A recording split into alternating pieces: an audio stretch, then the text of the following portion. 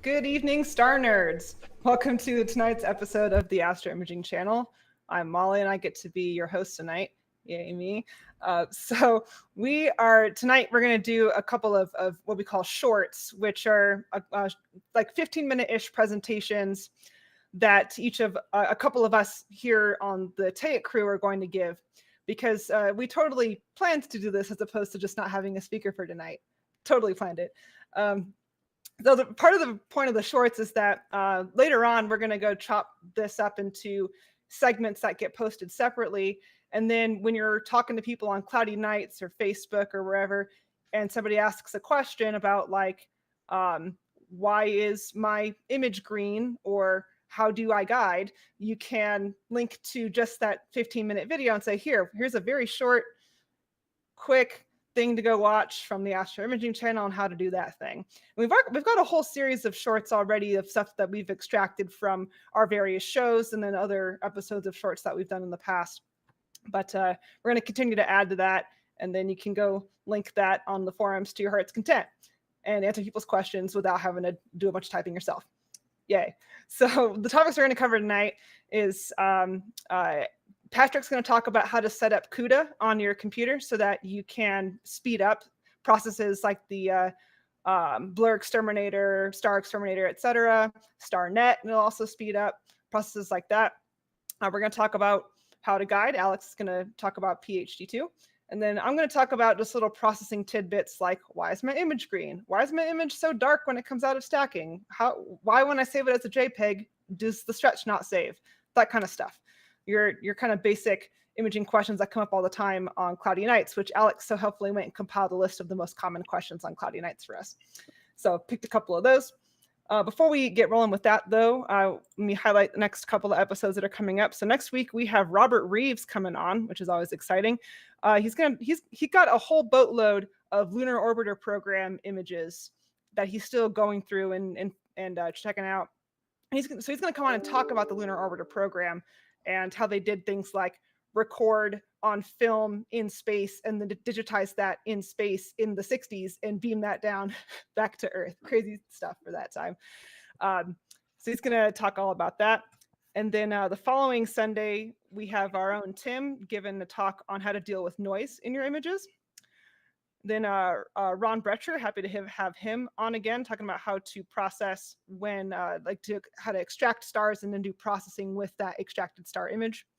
We are going to start taking off more holidays because we want you guys to be able to watch the show live and ask questions. And when we have episodes that are on things like Easter and stuff like that, that makes that more difficult. So we are going to take off Father's Day.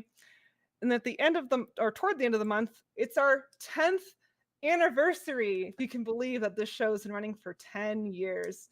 I've only been here the last couple, but we're going to celebrate that and with a couple more shorts of stuff, us talking to you guys about some stuff that we know. So that's what we've got coming up. You can always go check out the calendar on our website, theastroimagingchannel.org, to see what's coming up, as I am usually behind on getting the episodes posted onto YouTube, getting those live streams created beforehand. So that's where you can go for those. Let's see, do we have anything else going on right now? I don't think so. So without further ado, I think I already forgot who was going to start. Patrick, were you going to start? Yep. All right. Take it. Take it away, Patrick. All right. Thanks, Molly. So tonight I'm going to demonstrate how to set up CUDA acceleration for your Windows PC, and this is specific to Windows. Mac actually doesn't need CUDA. It can use the graphics card natively, but there's also apparently a process to do this under Linux, but I don't use Linux, so I don't know how to do that. So this will be a Windows specific presentation. So let me start sharing here.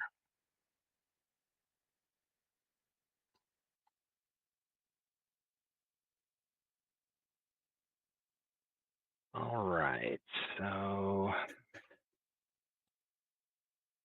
okay, so CUDA acceleration. So you may be wondering, well, what is CUDA and why do I care? So first of all, CUDA it's a, hold on a second here. There we go. It is, oh, my slides are giving me grief. Let me back up. Maybe we should have practiced too. Yeah, no kidding. I've got so many screens going that I think stop jumping around caused an issue. So Patrick, can you click on the hide? yeah, if I can get the. You just want to hold start on a second. Sharing. Okay. Yeah, no, I want to hide that. Start the. All right, can you see the slide now? We were seeing it before. Right, but then. Is it? Are you able to advance it? No, it's not advancing. There we go. We got it. Okay. So forget all of that idiocy. Okay, so CUDA, what is it? Well, it's a platform that allows applications to use NVIDIA graphics cards for general computing tasks. And so why do you use it? Well, because when it applies, it's much faster. So it's really because of the way GPUs, video cards, graphics cards, the way they work. A task that can be done on a GPU will be way faster than the same process using just the PC's CPU. And so, boy, this is just not, what is going on here? Maybe try alt-tabbing out and alt-tabbing back in, because maybe like another app is grabbing it. Try pressing the space bar alone. I don't know. That'll advance the slides quite often. Or if you hover over the slide on the presenter view, do you get the little yeah, well, anyway, you guys are seeing that, right? Yeah. So, right. GPU versus GPU. Well, let's hope we don't do this every single time. If so, I'm going to scrap the few slides that I have, because it's not that many of them. But in any event, so again, it's the difference between CPU and the GPU. So for instance, these are the specs on my machine. And so the CPU, I've got an Intel i9 12900K. That's got 16 cores. And by contrast, the NVIDIA 3080 GPU that I have has got 8,960 CUDA cores. And so those can run parallel. So essentially, if you're running a task on the GPU, it can essentially use all those cores simultaneously. And so it can do the computations way, way faster than just the CPU can. So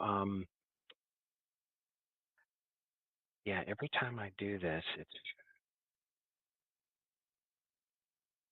this is frustrating. Can you use the like just the click on arrows on the presenter view side? Yeah, I'm just.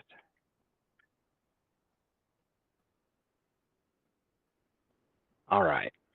So I'm going to skip a couple of slides there and just go to the go to this one. So, all right. So the development of Russ Krollman's suite of Xterminator tools has really been one of the biggest advancements in post-processing in years. And these tools have completely revolutionized my workflow. I use Blur Xterminator, Noise Xterminator, and Star Xterminator on every image. And the only downside to the Xterminator tools is that they run slow on a stock PC configuration using just the CPU. And when I say slow, I mean, it's the kind of thing where you'd need to get up and go do something else while you wait for the process to finish.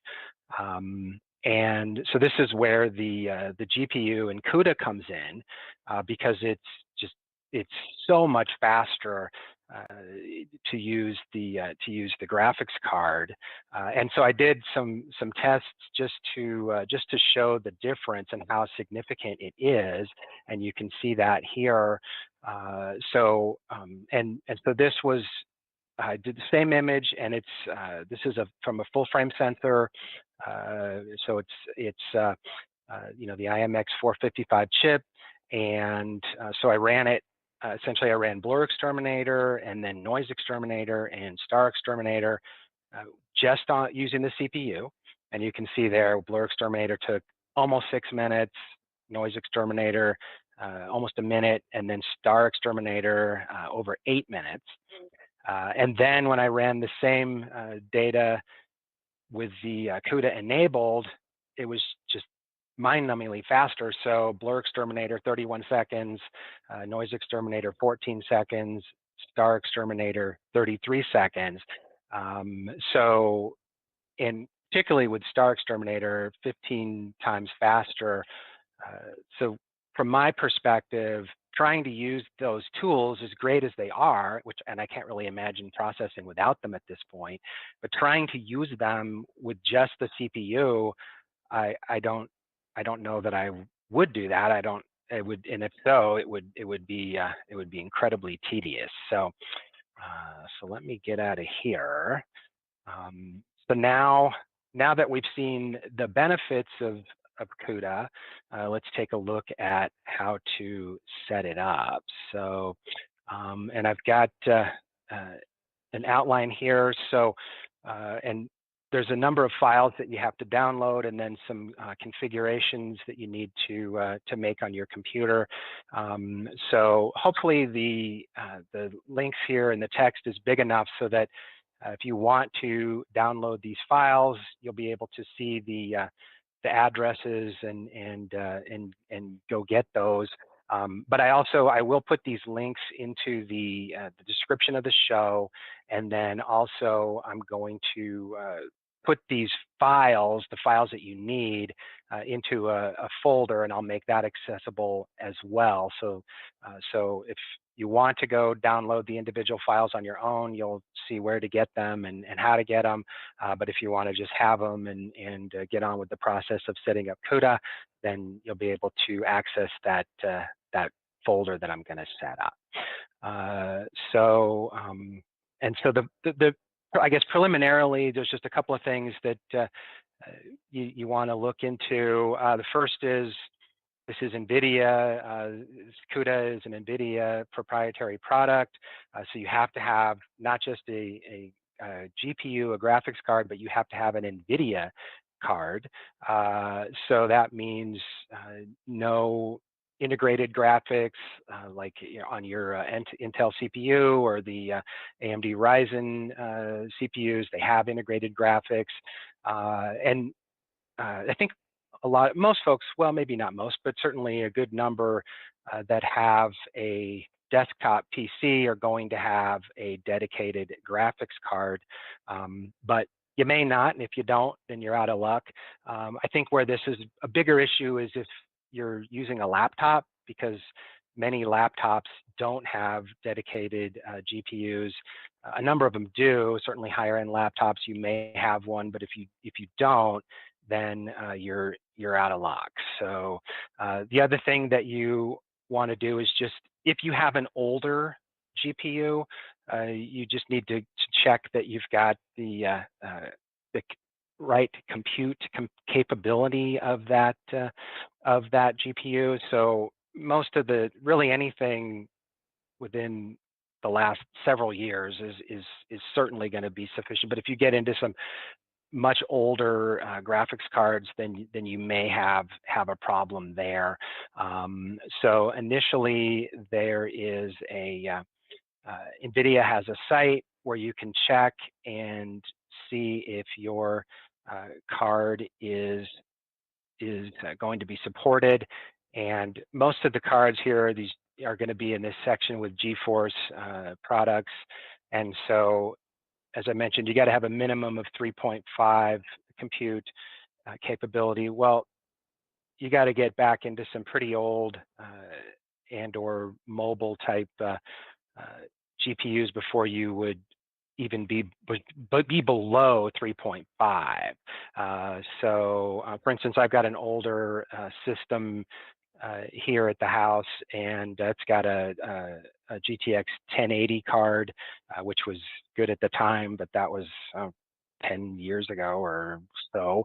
But even that's way beyond what the minimum requirements are. So in any event, you can check that if you have an older card. The other thing is, if you're going to download these files individually, you'll need a NVIDIA developer account, which is kind of there's this QDNN files that you have to get, and for whatever reason, in order to get that component of these files, which you need to make this work, they make you have a developer account. It's a free account. You can just create one. It doesn't cost anything, but it is a little bit of a speed bump there to get that. And this is partly why too I wanted to make the files available in a shared folder, so that folks don't have to jump through those hoops if you don't want to set up a developer account. But like I said, it's not too difficult. So. Okay, so then the files that we need to download, we need to download the CUDA toolkit, and there's the version that you want is this 11.8.0, and there are a number of there's newer versions, but those this is the highest version that will work with essentially the platform that we're going to be using to accelerate PixInsight. So if you go here and if you just go to download the toolkit, of course, it's sending you to the newest toolkit 12.4. We don't want that. We want to go to the archive, and then here they have all the different versions. And so this is the one that we're going to be getting here, which is 11.8.0. And for whatever reason, these later versions don't work. I actually had tried 12, and you couldn't get it to work. And I confirmed with a number of other folks online that, yeah, 11.8.0 is the last version that we can use. So you want to download that. And then we need to download this QDNN. 8.9.7 is the most current one, and the archive here with all the different versions. The key here is just to make sure, since we're getting the toolkit 11.8.0, then of course we want to download the version here that's for 11.x. So, and if you click on here, this is where you can download, and this is what I mentioned, there is for Linux as well, but this is where if you don't have a developer account, it'll stop you and make you register for that. I do, so I got the file, and then so then the other thing that we need to download is the TensorFlow library, which is what we're going to use to replace the stock version that comes with PixInsight, and that is here on this page. And again, the one we need is this 2.10.0, and you can see here it says for GPU only. There's later versions for CPU, but this is apparently the last one that I'm aware of that works with GPUs. So this is the one that we want, which is 2.10.0. So we'll download that. And then the only other file that we need is this zlib. And this one is a little bit strange to find. It's on this website, and it's not HTTPS, and so when you're trying to get to this, if you click on it directly, a lot of browsers will block you, so you'll need to essentially right-click on this link and then save it. But in any event, we need this folder as well, and I have that too that I'll make available. So, all right. So I've downloaded all the files, and they'll come in as zip files, and then to extract those, it's just the standard Windows zip extraction process, and extract the files. I'm not going to do all of them, but we'll just do this one just to show the process in case some folks aren't familiar with extracting, and then it'll come up. Let me close that now because I've got all the files extracted here, and I don't want to take time extracting everything. So, so the first thing we need to do is we need to replace the TensorFlow library that comes with PixInsight, and we're going to replace it with this one that we've downloaded here. So let me get to, so we need to go to the PixInsight installation folder, which for most folks, the default location is in Programs Files and PixInsight, and then in this bin folder. And so if you come down here, you'll see that there's a TensorFlow DLL here. This one is CPU only, so this one won't work with the GPU, which is why we need to replace it. And so typically the recommendation here is to just rename this so you'll have it in case you need to go back to it for some reason. So you can just rename it. If you say, for instance, put -old, then and say yes here. So now that's essentially PixInsight won't look at that file, but it's still there if you need it. And so then we come back up to this to the TensorFlow folder here, and in this lib folder, we've got this TensorFlow DLL, and you can see it's actually much larger than the one that comes with PixInsight. The one that comes with PixInsight is 200 some megabytes. This one's 500 some. So we'll copy this one into this folder, and so now we're done with that. So then the next step here is to install the CUDA toolkit, and that's this application right here, 11.8.0, and this version of this toolkit is a network version, so the file is small. It'll download the files that it needs. You can also download, you can get the actual local version that you download the entire thing. It's much larger, it's about 3 gigabytes. But then you have it if you, let's say, want to install it on multiple machines, or you don't want to be downloading, or maybe you've got a slow internet connection, whatever it is. So there is another one out there, but this is the network one. So we'll double click on this, and it's going to extract this into a temporary folder. And then the first thing it's going to do is it's going to check compatibility of your system to make sure that you have the requirements, what it thinks that you need. So this doesn't take very long. You got to agree to the software license. And then here for the installation, this toolkit installs a whole bunch of files that we really don't need for our purposes.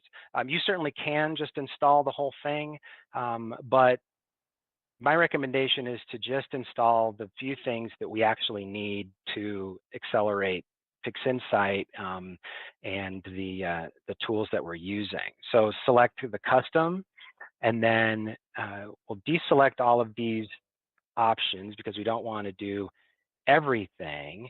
And then we'll come in here, and the only one that we want to select is we'll expand CUDA, expand runtime here, and this one here, library. So check that. So that's what we want to install, and then it's going to ask you to select a location, and best thing to do is just go with the default installation location. You could change it if you want, but it otherwise is going to go into this default spot. And now I'm going to cancel this because I've already got it installed on my system, and we don't want to sit there and wait for that. But that essentially, now that that's installed, then what you'll find is, oops, hold on.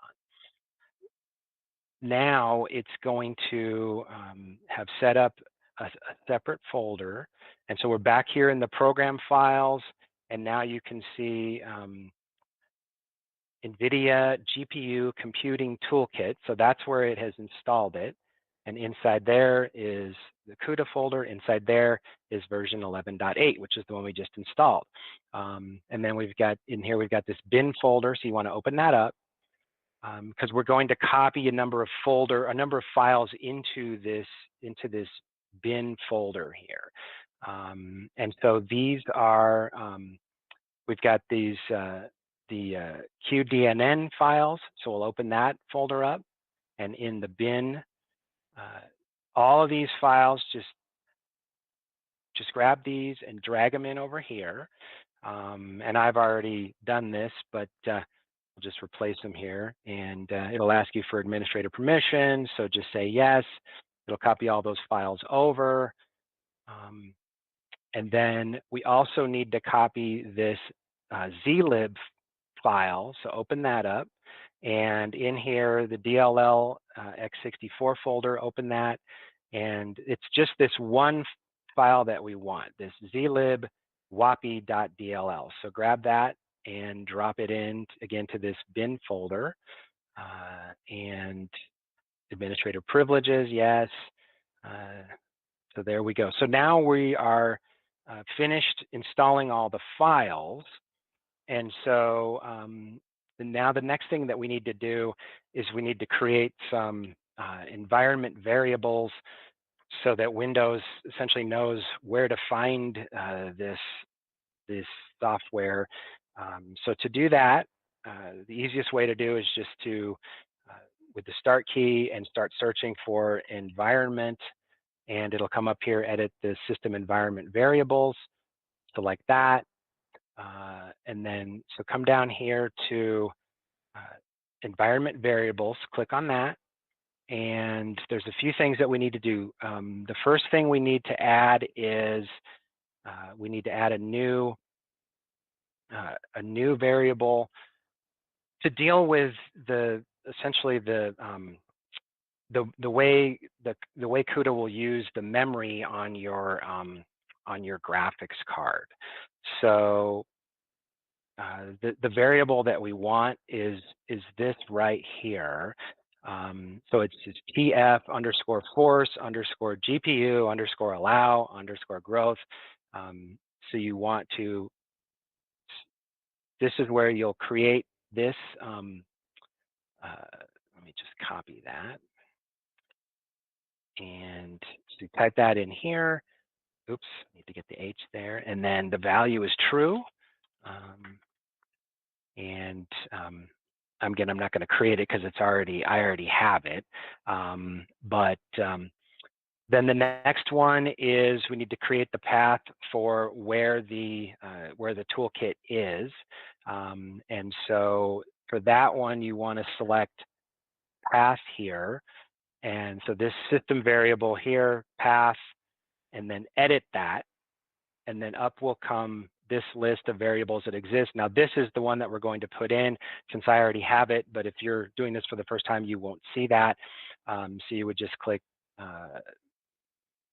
you would just do, oops, I said edit instead of, just do new. And then right here, you would type the path or enter the path for the bin folder in that CUDA toolkit version 11.8. So, and again, I've already got it in here, but you just want to enter that, and then click OK, and that's essentially it. So at that point, you've got everything set up, and then the main thing to do then is just to test it to make sure that it is working. So let me pull up the task manager here and show you how to test it. And so on the task manager, go to the performance tab, and then the GPU here is the one I want to use is the NVIDIA GPU. So select that. Now these fields, when they come up, they don't show CUDA. You can change them by this little caret, and so here I'll select CUDA. So this is going to show me CUDA, and then real quick, I'm just going to fire up PixInsight, and I've got it over here on a different screen since I'm trying to use this small screen for this presentation. So you can't see what I'm doing here, but I'm just loading up quickly a file here. So, and then I'm going to just I'm going to put Noise Xterminator on it. But what you'll see is this graph here, this CUDA graph, will spike up, and so if it's using CUDA, that's what shows it. So let me drop that on there. We'll make sure that we've got it set up properly, and it's just taking it a second to start Patrick, up. we're not seeing your PixInsight. Did you intend it? No, because it's on a different screen, and I just wanted to show this. Here you can see that it did utilize the GPU for the processing, so that means it's installed and it's ready to go. So with that, I can stop sharing.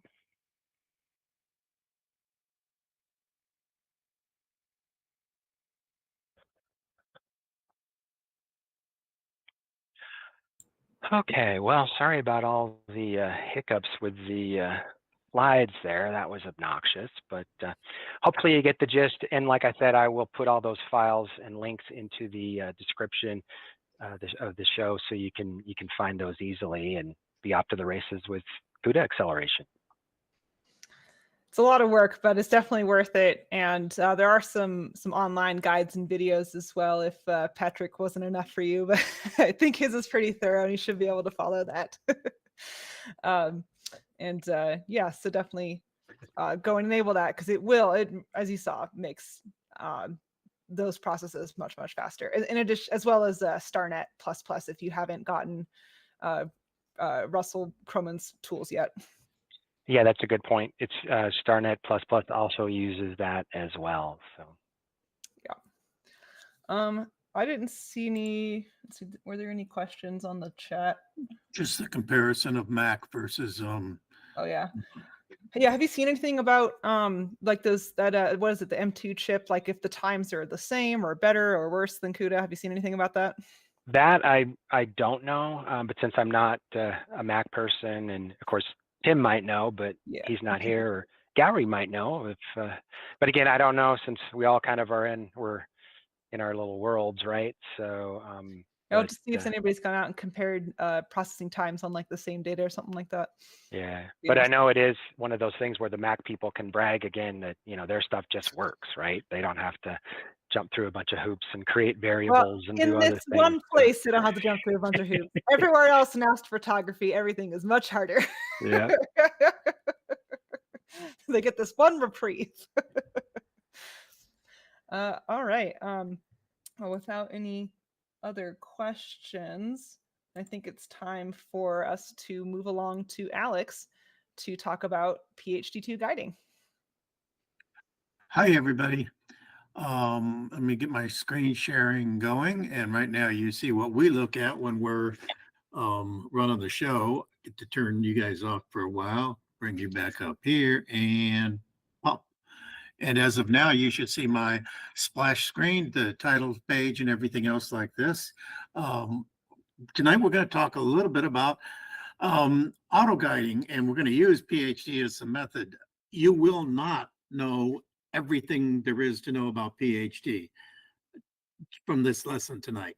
You will know why you need to guide, what are some of the concepts involved, some things you need to consider, but not necessarily all the things you could fuss about. And quite frankly, there's a lot more to fuss than there is to actually do. As Eric said last week, he says, why are we going to present anything on PhD2? It's simple. You tell it to go guide and it guides. What else is there to worry about? And he's right. We've had Bruce Waddington, one of the developers of PhD2, on the Astro Imaging channel about twice or three times. And we've had 5, I think, presentations altogether on PhD2. And, you know, they haven't explained all of PhD2. So you certainly won't be getting it tonight. As you're looking at the sky, you have to remember that the sky moves from one side to the other with regular, predictable clockwork. It moves very smoothly. Now, that's not exactly true, particularly around the horizons and some other things, but that's essentially what happens. The mount's job is to follow those stars precisely. And they're going to follow those stars as well as they possibly can. But they can't follow it as precisely as the stars can move because they're made up of gears. Some of these gears are plastic. They're on posts that may be a little bit loose. The whole assembly has gears in it. There's all sorts of, there's posts and shafts and things that have to be working together, all balanced out, manufactured together. You've got to get the balance just right. See this monstrosity? By the way, this is mine in the back of my house here. Yeah, you can get this to balance just right, but you got to get things balanced right or nothing's going to work really well. Your power has to be regular. You have to have the right amount of power going to your mount or your movement will not be accurate. And everything has to be solid. It has to be built well, so that when you move something, it moves exactly where it's supposed to move and it doesn't shake, it doesn't have backlash and things like that. And there's some tubes, for instance, that can't be stable and solid. This is the mirror. It's a big, heavy piece of glass and it's moved by a lever at the back of a Schmidt-Cassegrain telescope. Now, if all of these things work perfectly, and they can't work perfectly, well, everything's okay. But eventually there'll be a little slop and something will flop. And when that happens, your stars are going to move in the sensor. Secondly, the other demand is that you have to be aligned on the polar axis. The whole computer is going to, the whole telescope is going to turn as it goes. And as it goes, it's got to go turning on the line that points to the North Celestial Pole. And so you have to get the polar alignment right. Now, this is not a explanation of how to do polar alignment with PixInsight. It's just these are some of the demands that a good guider has to cope with. There are also things that go bump in the night. See this little thing here? That's a bump in the night. It could be caused by wind, by a cable flop, by critters. A dog bumps this telescope, or just bumps, any kind of bumps. I bump my head on my telescope all the time when I'm moving around my observatory. And some people say it helps with the seeing. Guiding doesn't really help with seeing. Guiding is on 2 seconds or 4 seconds. Seeing is on 50, 70, 90, 100 times a second. So it can't keep up. Seeing is not that big a deal.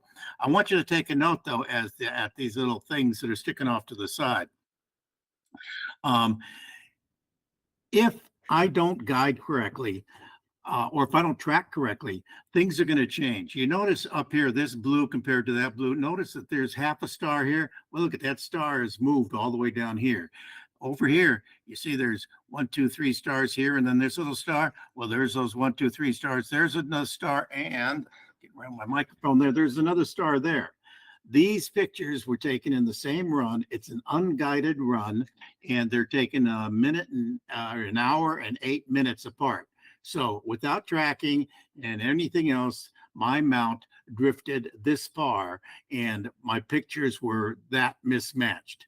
Now, that's a star shift. You don't want star shifts to happen, and PhD and any other guiding program can stop that from happening. But look what happens. Remember that little thing I told you to look at here? Remember that little bump in the night that comes out here? And actually, it was more than a bump. It got bumped to someplace and stayed there for long enough to make that. Well, it looks like this in the overall exposure. And you see right here, there's that bump and the rejection image of all the pixels that were rejected because they weren't part of the main imaging system. So they got thrown out. Okay. And that's good. And you don't see them in the final image up here of M106. So the whole point is that you have to follow those stars precisely, and you can't do it with just mechanics alone. What you can do is, there we go. Yeah, you can take a picture and then take another picture and you watch how that star moves. And this is how imperfections are corrected. You take a picture, identify the star or several stars, you determine the location of that star on your sensor, and then you take another picture.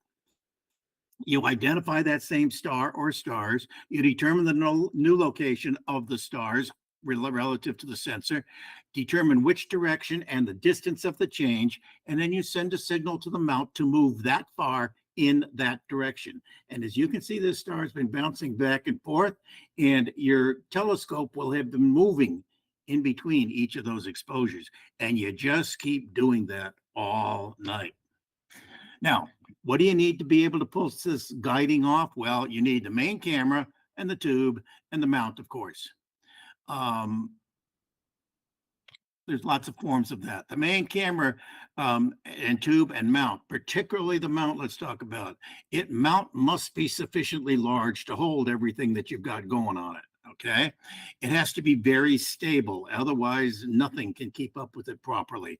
And it has to have good mechanics. That is, it has to have a clock in it that moves that telescope at just the proper rate. You also need a guide camera. There are all sorts of guide cameras out there. And you've got two choices of how to mount them. One is with a guide scope.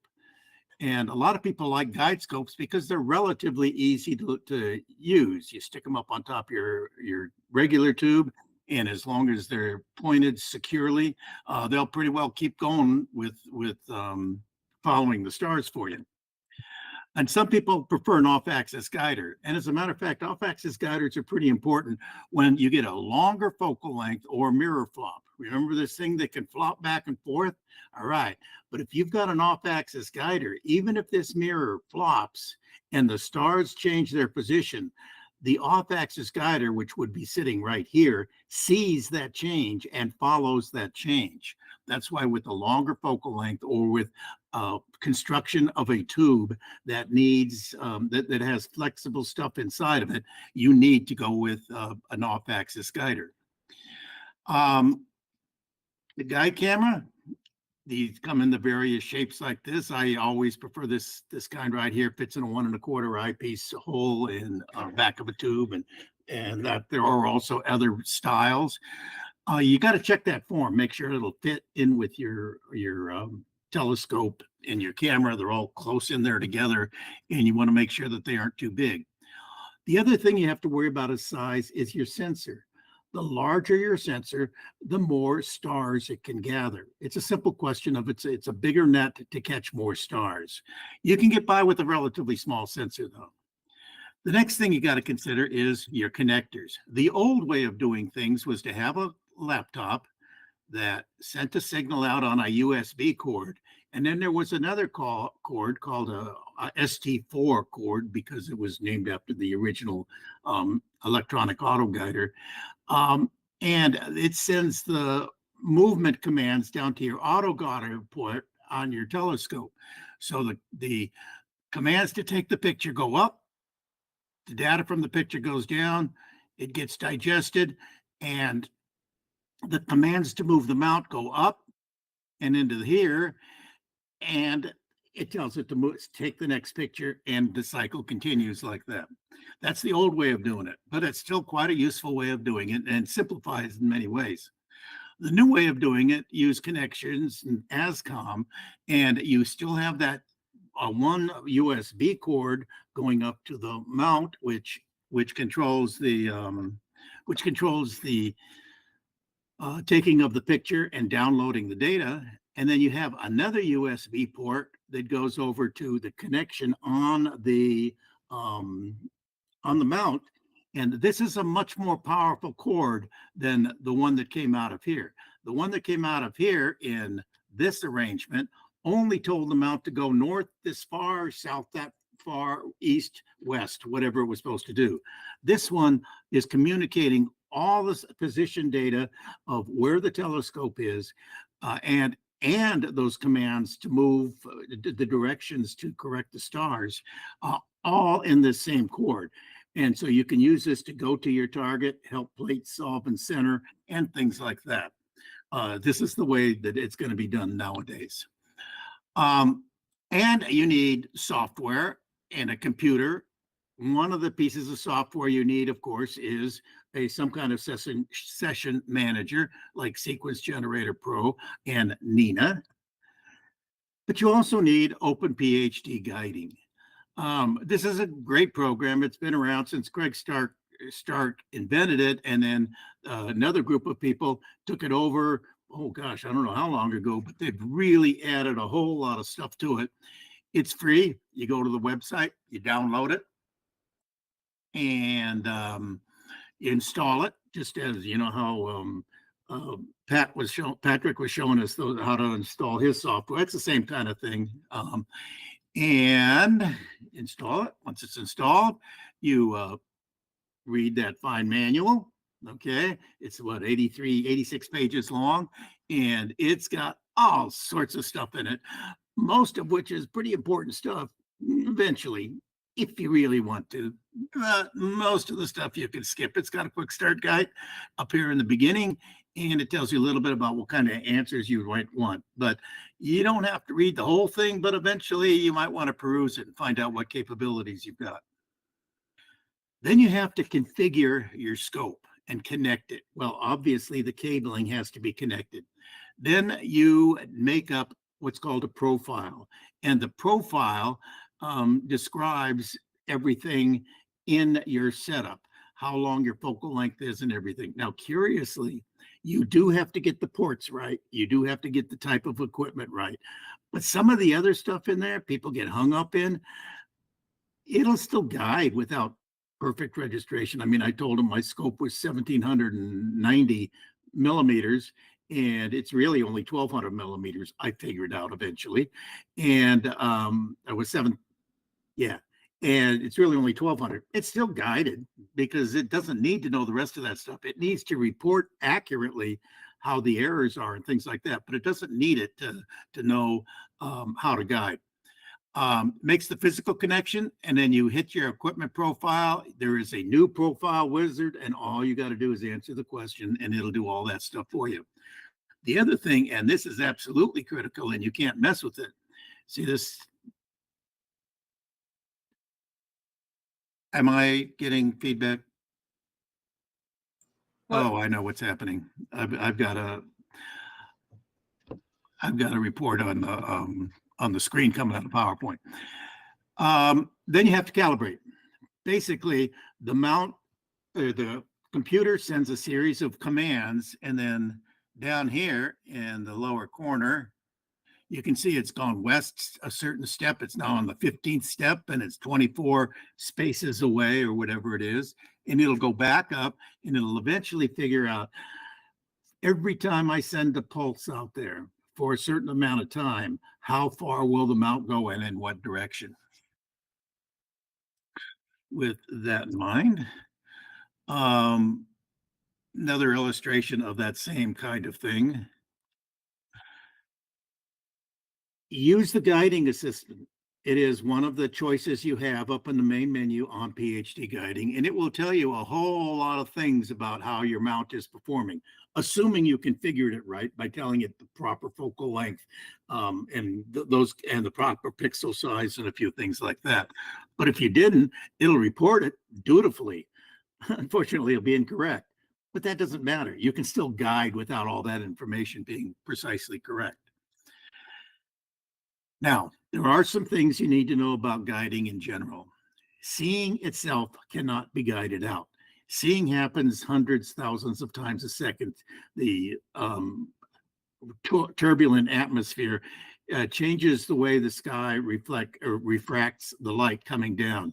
And so if you can get there before the air becomes turbulent, you might get something pretty solid.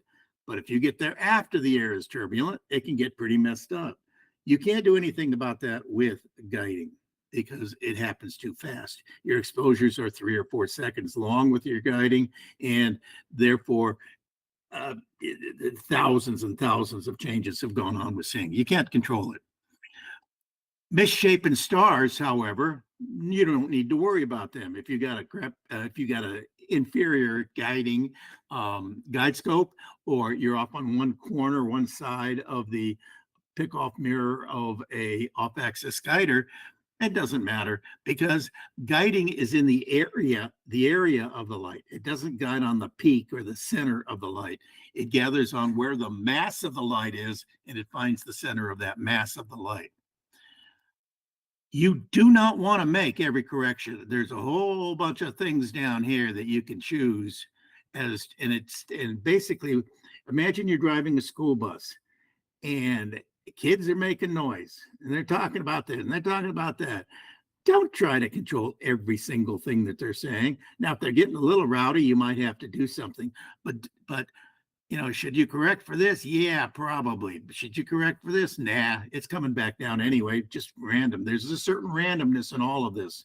Don't try to control it all by set how aggressive you're going to be when you want to change something. Do you throw in the whole change or just a part of the change? How much do you remember from what the corrections have been in the past? Don't move at all unless it's a certain distance that I have to move. And it goes for both RA and DEC in both those ways. And there are different algorithms for how much, for what type of thinking the mount should be doing as it goes. And see these little red and blue lines here? The blue is your DEC, red is your RA. The way around. Red is the DEC. See that right there? And it tells you basically whether your mount is going approximately the right speed, whether your DEC is pointed in the right direction. Now, there could be some differences, and they're really wonky at first when you first start guiding. They're bouncing all over the place. But after 2 or 3 minutes, they should really settle down. You can see that this DEC is always too high. You are not polar aligned correctly. And when you use it with the session manager, it can dither. See this hot pixel coming out red and this one coming out black? It's a dead pixel. Well, on this picture, that's where the star is in relation to it. If you dither, you move the sensor. And now the star is in a different position in relation to those two bad spots. So when you dither over here, you move this star down to where that star was, and it moves its position relative to those bad pixels. Now what will happen is those pixels will drop out during processing and stacking. They'll be rejected, and that really increases your signal to noise ratio because those bad pixels will drop out. Now, remember I said you would not learn everything there was to learn about guiding. This is just why you want to guide and some cute tricks to get started with guiding. And like Eric says, man, you just get it set up, and it's not hard to set up, and it just guides.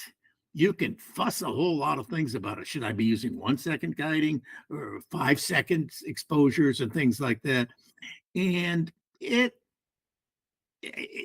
can do all that stuff and you can talk about it at length, but basically it just guides. It finds out where it went wrong and it changes the direction, changes the pointing a little bit and takes it again and just keeps doing it. Okay, thank you. That's our presentation. Did we get into any questions? Molly. I was hoping so, but no. No. Come on, people, ask your questions. Okay. Well, thank you so much for going over all of those important guiding basics, and that will make a very nice short. I really like all your images and videos and stuff. It makes it really clear. And thanks, Alex, for the several references. Well, yes, I For don't want. From Go the ahead. person that pays no attention to the setup of guiding. That's all right. Yeah, no, it's true. It is It true. is more or less true. I believe it. Yes. Just Set let it it up. go. Let it go. You know, if your mount can't track well for 3 or 4 seconds, you got some other things to consider. So trying to go to 1 second, trying to go to whatever, just get your mount fixed better. You know, things like that. Okay. Having a good mount will get you further than having a good telescope in Yeah. astrophotography. It is known, or it should be. You can stop sharing your screen, Alex. Yeah. Hi, everybody. My friend Molly would like to tell you a few things she's learned through the years about how to correct those little dumb things that come along. Molly, you know how to share that screen, girl? Go for it. Well, you need to leave first. Oh, you know how many people have told me that lately? All right. Well, I'm gonna round off tonight's festivities by talking about all kinds of little image processing tidbits. So let me get my screen sharing going on here. Let's see, entire screen, that one.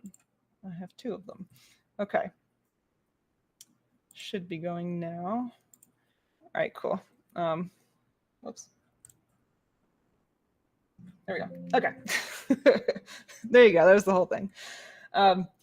So the topics I'm going to cover tonight is why is my image black when it comes out of stacking, or if you just open an image in PixInsight. Why is my image green? Sometimes when you open an image and run an auto stretch, it looks green. Why? How to fix it. Help, something's wrong with my auto stretch. It's doing weird things. And also something I see a lot on the forums is, can you stack images from different nights? Short answer is yes. I'll tell you how. And if we have some time at the end, I'll talk about how to use subframe selector in a kind of a basic way to at least get good looking stars out of subframe selector and get some image weights, some scoring weights on there as well, without having to go into a ton of the technical detail on all the things that are available in subframe selector. But we'll see if we get that far. All right. So why is my image black? So when space is very dark, right? So when we're taking pictures through our telescopes, the image is actually very, very dim. And if you look at the video here, I'm zooming in on the histogram that has all the, it shows you a plot of the image data of how many pixels there are at each different brightness level across some thousands, tens of thousands of brightness levels, depending on your camera. And I have to zoom way in just to see all of the image data there down at the bottom. And so that's why your image appears black at first when you open it up in something like PixInsight. The way to, so if you want to be able to look at your image and be able to see what's going on before you actually apply a permanent stretch, because there's quite a few processes that you want to do before you apply that permanent stretch. So in order to see what you're doing up until that point, you can apply what's called a screen stretch. And this does not apply a permanent effect to the image. And the way you're going to do that is up in this toolbar here. And if you don't have this toolbar, I'll show you how to add it in a second. You're going to hit what I call the nuclear button, because it got that little radioactive symbol. For some reason, they chose that as their symbol. And when you click that button, it will apply a screen stretch to your image. It will estimate some parameters, and then you'll be able to look at that image, but without actually changing any of the image data. So this allows you to operate on it before you actually apply a permanent stretching of the histogram in order to get toward your final image. If you don't have that toolbar, if you go to the View menu, go down to Toolbars and select the Screen Transfer Functions toolbar, you can add that to your toolbars up on the top. There's quite a few other handy ones to have up there as well. And you can move them around by clicking on the little multiple dots thing there and click and drag. All right. Now, if you have ever opened a picture in PixInsight or applied an auto stretch, did some stuff, and then went to just save it as a TIFF or a JPEG before you've applied a stretch, or if you don't know what stretching is yet, when you save that image, it might be really dark and you might be confused because it looked fine in PixInsight. So you need to actually apply that permanent stretch of the histogram before you can save it as a TIFF or a JPEG or one of those files that you're going to go share with somebody. So the way you're going to do that, I said play. Oh, I got to do it over here. Okay. So there's a quick and dirty way to do that without actually going through all the steps of stretching your image in a nice, good way. And the first thing you're going to do is open the screen transfer function process. And then you're going to open the histogram transformation process. So these are two processes. And screen transfer function does the same thing that the nuclear button did earlier, where it applies that auto stretch to the image. So it estimates parameters and creates just what is a screen stretch. Then what you're going to do is you're going to take the new instance button, which is the triangle icon in the lower left corner of the screen transfer function box. And you're going to click and drag that onto the bottom row, like the that area down at the bottom of histogram transformation that also has the triangle and the square icons. You're going to drag that triangle from screen transfer function down to that bottom row of histogram transformation and go ahead and let go. And that will copy that estimated screen transfer function over to histogram transformation, where you can then hit apply and apply a permanent stretch. Now, as you saw a second ago, the image will look really white and blown out. This is because the screen transfer function is still applied to the image that you have just applied a permanent stretch to. This is just a screen stretch, so you can hit the reset button on screen transfer function, and it will return your image now to the state that it is actually in, which is with a permanent stretch applied. So that's the quick and dirty way to stretch your image when you just need to save a copy to show somebody on cloudy nights, or if you're just trying to see what the image might look like before you do your full processing and go through a full stretching procedure. This is kind of the quick and dirty way to do it. And yeah, then you get a stretched image at the end. All right, so sometimes when you go to apply that screen transfer function, that auto stretch, your image will look very green, or sometimes blue or red, but oftentimes green. And the reason for this is because the Bayer matrix, the color filter array on your color camera, has twice as many green pixels as it does red and blue pixels. So it can have a green cast. Sometimes it'll have a red or a blue cast. This can be because of air glow or light pollution or any number of factors that kind of affect that white balance. If you're imaging with a DSLR, it might be applying a white balance for you, and that white balance might be incorrect. So they can be different colors. But it's really hard to see the image in this state. So how do we temporarily fix that before we permanently fix it? So the way to temporarily fix it when you're just wanting to look at your image before you start doing much processing is, again, to go back to our friend here, the auto STF, auto screen transfer function button, except this time you're going to press the control key while you click on it, probably the command key on a Mac. If you control and click, this will do what's called an unlinked stretch. So it will stretch each color channel individually, which is effectively doing like an auto white balance, and it will estimate the white balance of the image, and then you can actually see it without having that color cast. If you do want to see the true image, as it were, without the unlinked channels, if you hit shift click, then this was a linked stretch. So the colors are stretched the same, and this will get you the green image that you saw earlier. Let's see what I was going to do here. Yeah, so here's another way to do that with the screen transfer function process is when you click that nuclear button, it'll do the linked channels. And then if you click on the little picture of a chain link here in screen transfer function, that will unlink the color channels, and then it will apply a screen stretch that is approximately white balanced. Now, when you're processing, you want to permanently fix this as well. And so one way to do that is dynamic background extraction. which will do a pretty good job of extracting that background. There's a lot of other ways to do it.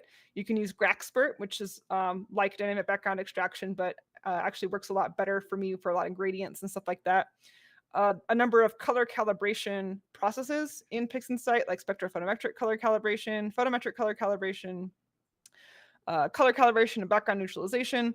And then in addition to dynamic background extraction, there's also automatic background extractor, which does some of the steps of dynamic background extraction, or DBE, for you. I don't often get good results with it, but some people do.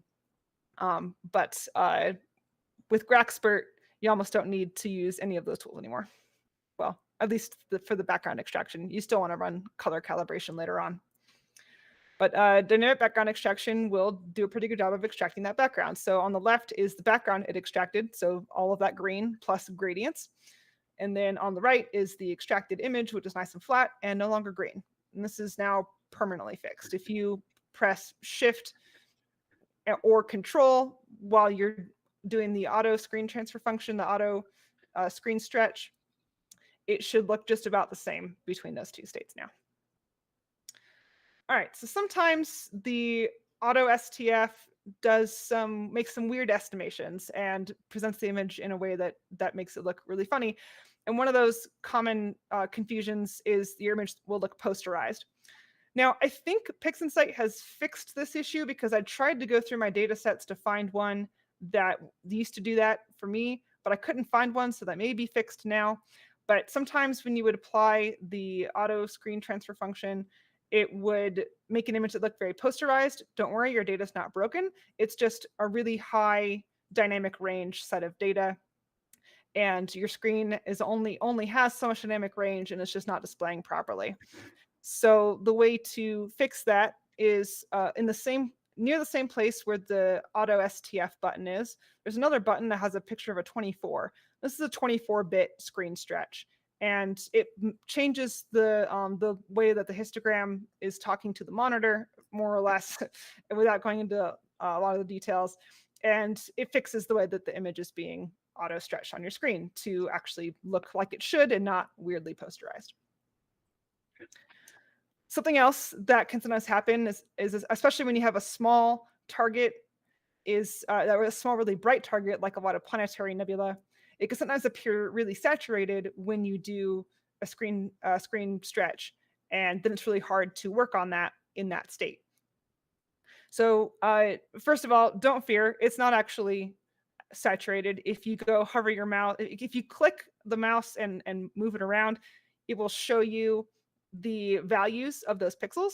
And you can see, I don't know if you can see those numbers very well, but like the red channel is like 0.01, the green channel is like 0.006. Basically, if those numbers are far away from the number 1, not saturated.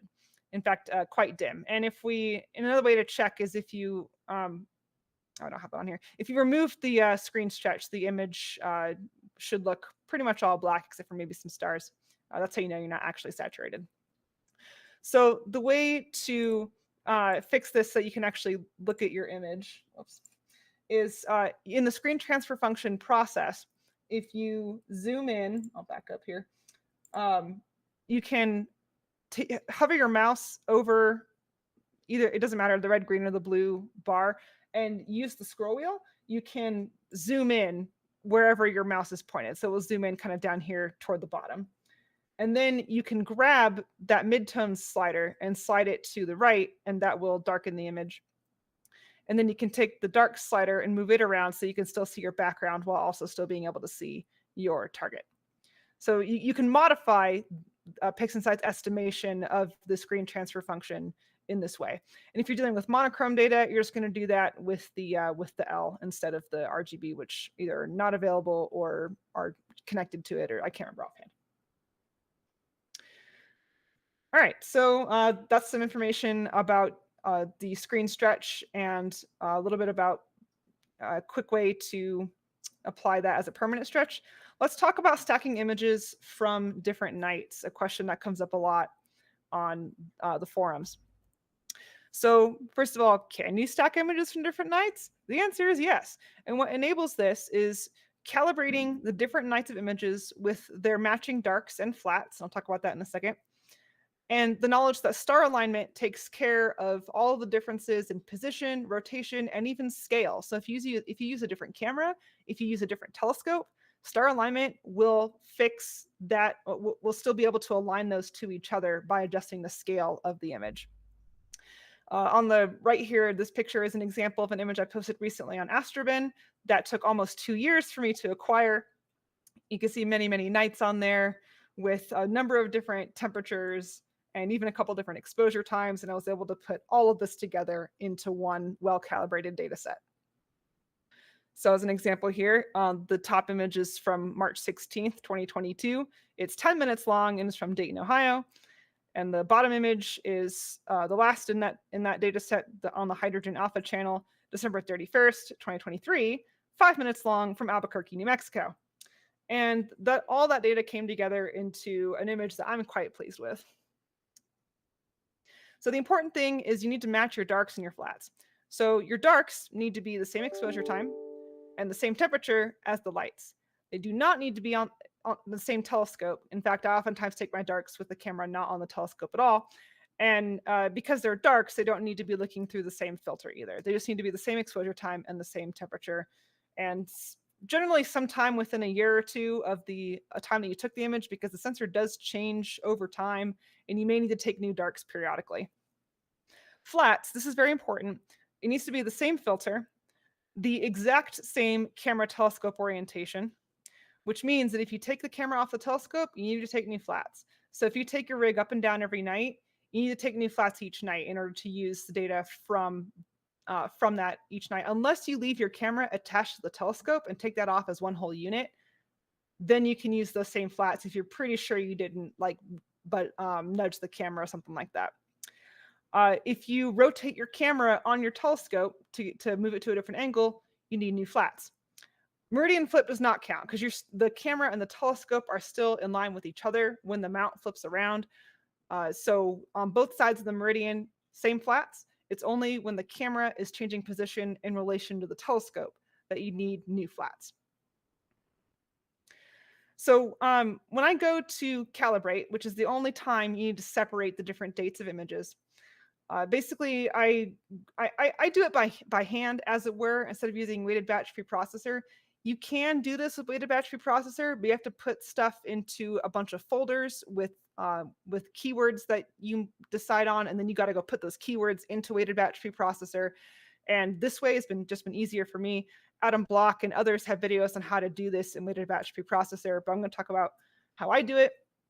So the first step is image calibration. So I run this process multiple times on the different chunks of data. So for instance, the box at the top here are all of my frames that are -20 degrees on the sensor, 5 minutes long, and are between the dates of January 14th and May 19th, 2023. Like every time I take the telescope up and down, or sometimes my camera falls out of the telescope or something like that, then I have to take a new set of flats. So I have them separated by date range, so I can easily go grab the correct flat for the correct date range. These lights are on March 5th, so this is the flat that they're corresponding to. The box on the bottom is another date range and another temperature. So these are -15 Celsius, 5 minute long frames between September 28th and October 18th with the matching filter. And sometimes I'll have frames that are in the same date range but have different temperatures. So those need to be run separately as well. So I'll have the same flat but a different dark, or the same dark but a different flat. So I usually end up running image calibration.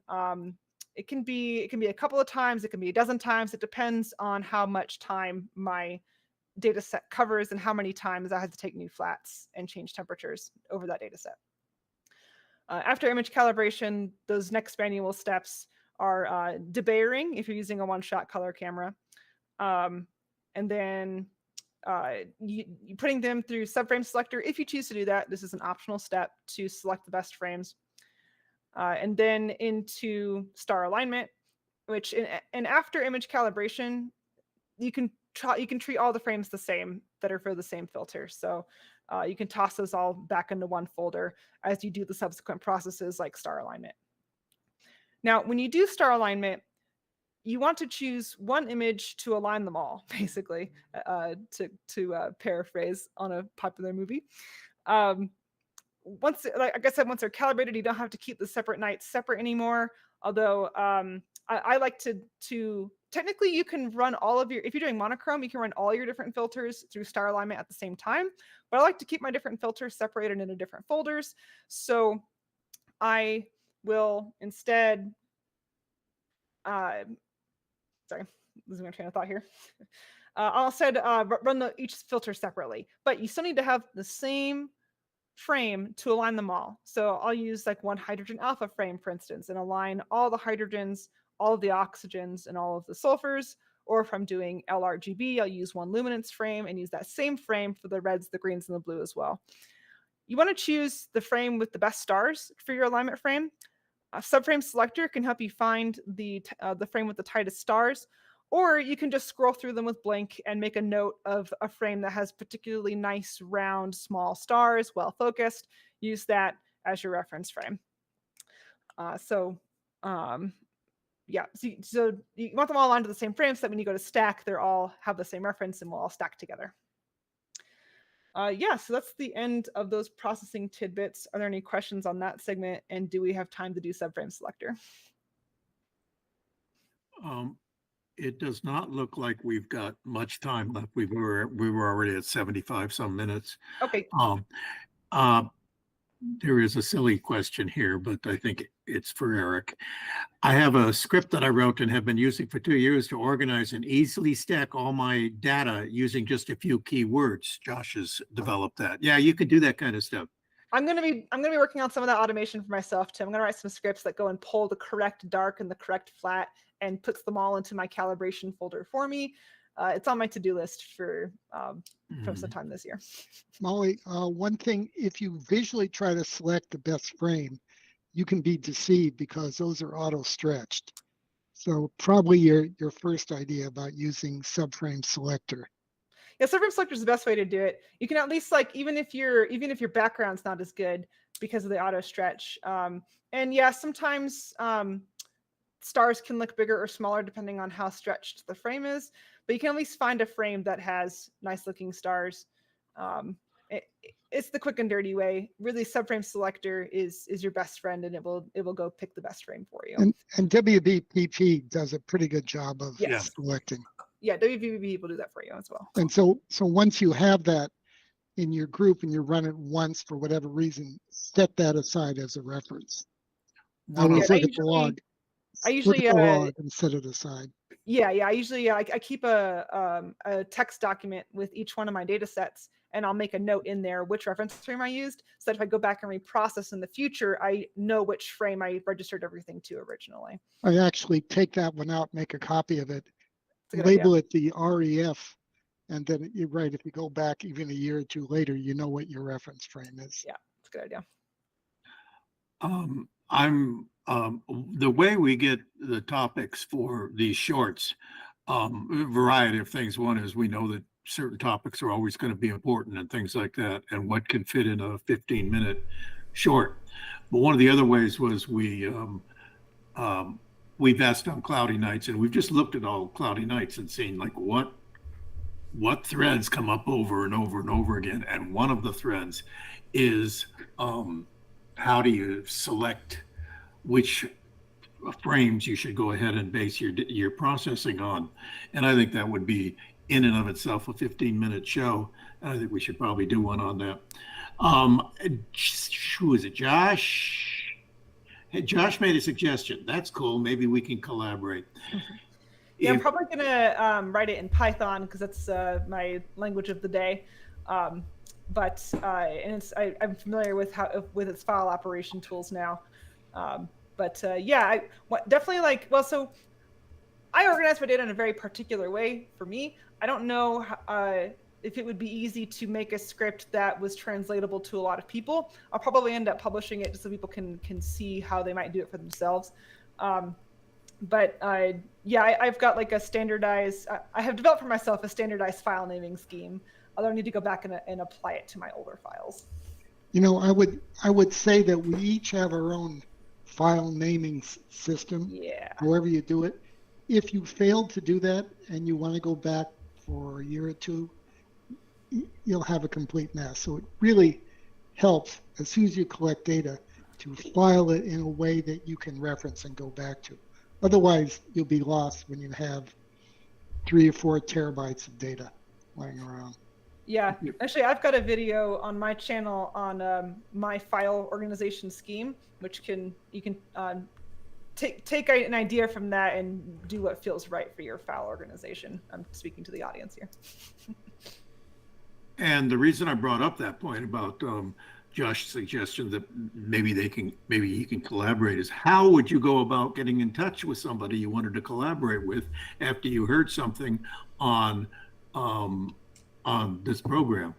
And don't forget, we see our audience as a group of people that get together every Sunday night or at their leisure later on in the week to find out what we talked about, things like that. You can always write us at the Astro Imaging channel. There's some links there where you can contact us, and we can maybe help you collaborate. You obviously can put a remark here, like Josh did, saying, hey, let's collaborate on that. Yeah. And then this record stays here for a long time. Anybody wants to collaborate with you can hit you back. Then we did have an extra question in there from Simon. He says, once the master flats and darks are created, what do you do with the single flats darks as they take up a lot of disk space? Great question. So I used to hold on to them back in my earlier days of processing because I was still developing my processing scheme. I knew I was eventually going to probably move from Deep Sky Stacker to PixInsight. So I held on to those. But now that I'm pretty comfortable with the process in PixInsight, I'm using to stack them. It's been pretty reliable. I have gone through and I'm deleting the subframes for my flats and my darks now. After I do you save them? Do you save the master darks, master flats? Oh yeah, the masters I keep, and those are all organized by date range and by telescope and by camera. Yeah, we have different philosophies about that. I never throw away anything. I keep now. The day after I throw it away, I'm going to be back looking for it. Yeah. For now, it was a calculated decision, and definitely for my deep sky data, for my lights, I do keep all of that raw data. I do delete all the in-between frames, the calibrated, the registered, because those can be recreated from the calibration frame and from the raw frames if I wanted to reprocess that. But yes, I keep all the raw frames for my deep sky images for sure.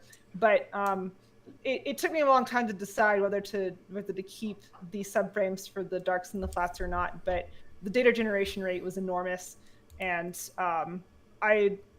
especially with the flats, I'm always constantly making new ones from our new data set. So in the future, if something changes, I'm going to have new data and new flats anyways, and I won't need to go back and fix the old ones because those work on the old data and the new flats work on the new data, as it were. If something changes about my process. Except, if you throw away your calibrated frames and you have to go back and recalibrate, that's extra work. No, I save the calibrated frames, or I save the master and the master dark and flat in the data set, so I can have the original ones I used. Never throw away any file. Yeah, so I delete those calibrated, like the actual calibrated images, because I can recreate them with the master dark and flat that I save with that data set so that it doesn't get lost. And Molly, Marcia wants you to post a link over in comments to your channel so that people can get a hold of you. Yeah, and I don't have a lot on there right now because PhD was taking up a lot of my time, but shortly I'm planning on adding more to that. So yeah, I'll toss that link out there here. So Molly, just for everyone in the audience, when Molly says PhD, she's actually referring to her PhD, yes. Not PhD guiding. Although there might be some guiding involved in getting a PhD. I could use some, yes. It's a different kind of guiding. By the way, for collaborations, I think collaborations have become more and more prominent on places like AstroBin. I think they've gone up logarithmically. So if anyone out there wants to collaborate with another person, I think AstroBin's a good place to search out someone that might be interested. a lot bigger audience than say we have. I have an interest that I would like to, I'd like to put on a show at some point about how, about how we have clubs that have special interest groups in astroimaging. How did you develop your club? What do you do during your meetings? How do you meet? Things like that. I think if we could have 2 or 3 clubs that have some good functioning astroimaging groups, please get a hold of me. The easiest way to do it is just to type a comment into your YouTube, and it'll come to me, and I'll have your email address and we can talk to you. Okay. Josh also asked about if there's a TAIC Discord. Yeah, a lot more kind of communities like this are making Discord servers. I personally don't have the time to moderate a Discord server. If someone wants to volunteer to moderate a Discord server, we could definitely create one. I think that it might be a good collaborative environment for everybody here. So if any of you guys here in the channel do, but yeah, definitely if you're interested in moderating a potential astroimaging channel Discord, hit that contact us button on our website and reach out and let us know. I think it's a good idea. I don't think any of us have time, or some folks here probably don't have the knowledge to moderate a Discord channel.